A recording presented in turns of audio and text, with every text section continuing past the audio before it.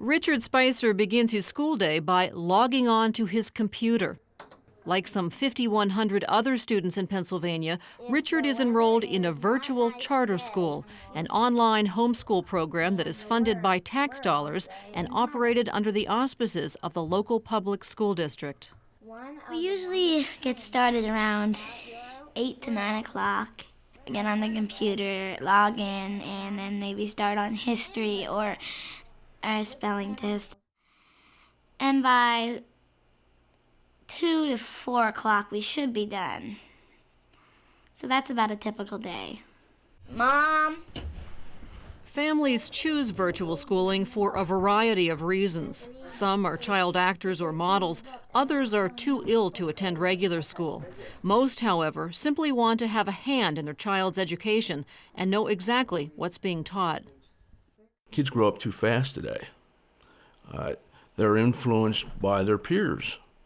And we want to have an opportunity to be able to influence our standards, our values, before we send them out into the public. And then now you need to times 48 times 6. Because Richard is home, he has time to actually see how we live on a daily basis. And there's the one where you don't pronounce the C. That's the Nendaria. What about this one? Can't you say it? That's too big for me. And he becomes involved in it and a part of it. And you think back to education in the past, in the colonial days, it was normal. You had your work to do, but you had your schooling, but it was all part of the family environment. So he has a chance to be able to be part of that. Immature. Today, there are at least 30 virtual charter schools operating in 12 states, including 8 in Pennsylvania, the nation's virtual charter school leader. According to one study, 60% of the virtual charter school students in Pennsylvania are former homeschoolers.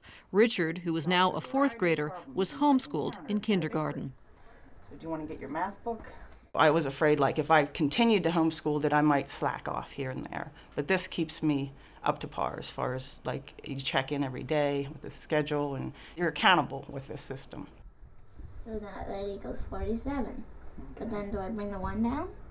Well, if you're homeschooling, you got to provide your own curriculum, all your school supplies, and all that's provided through the virtual charter school. It's all there, down to the last pen and pencil, art supplies, computer.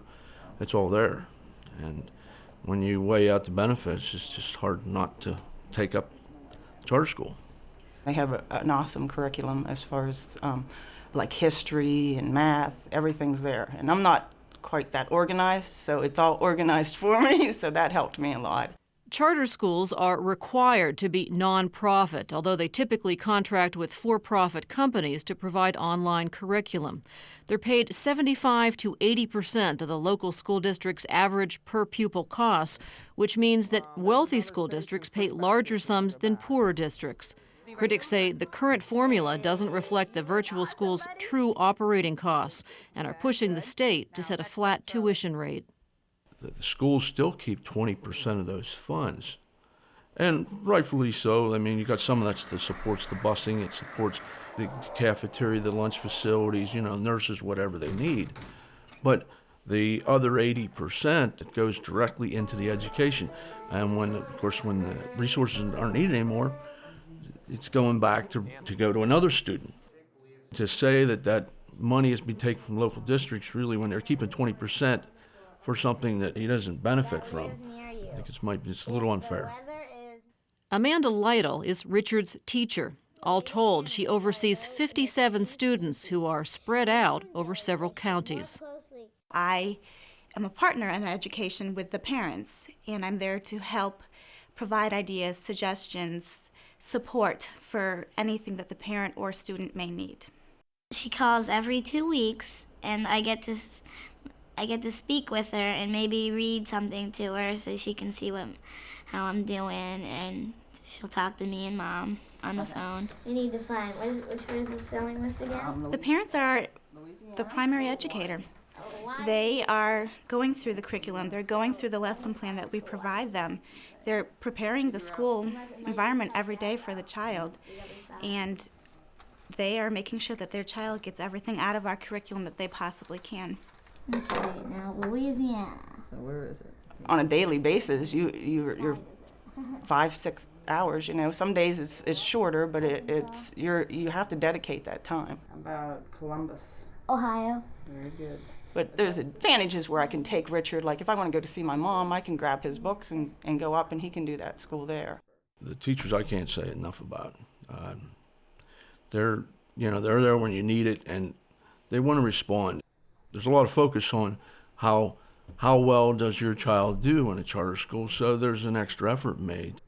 Students in virtual schools are required to take the Pennsylvania System of School Assessment, the state's main standardized test. According to the State Department of Education, virtual students score at about the statewide average. Richard took the test in 3rd grade and scored in the top quartile, performing better than 98% of Pennsylvania students in reading and better than 90% in mathematics. One of my favorite subjects is history. Like, I was just learning about the Suez Canal and how the French had built it in Egypt, but then the English had the lions part of it. That's what they called it, the lion's share, because they were lending so much money to the Egyptians. In 2002, more than 100 of Pennsylvania's 501 school districts joined in lawsuits challenging the legitimacy of virtual charter schools. Some districts refused to pay the schools, arguing that cyber schools have been shoehorned into the state's 1997 charter school law, but don't belong there. Because of their heavy reliance on parental supervision, critics see them as dressed-up versions of homeschools. Sometimes schools aren't doing as well as they should be, and people say, I need to get my child a different option, and I see this as a new way to teach their children. A copy of the program you've just seen can be purchased through Penn State Media Sales at mediasales.psu.edu or by calling 800-770-2111.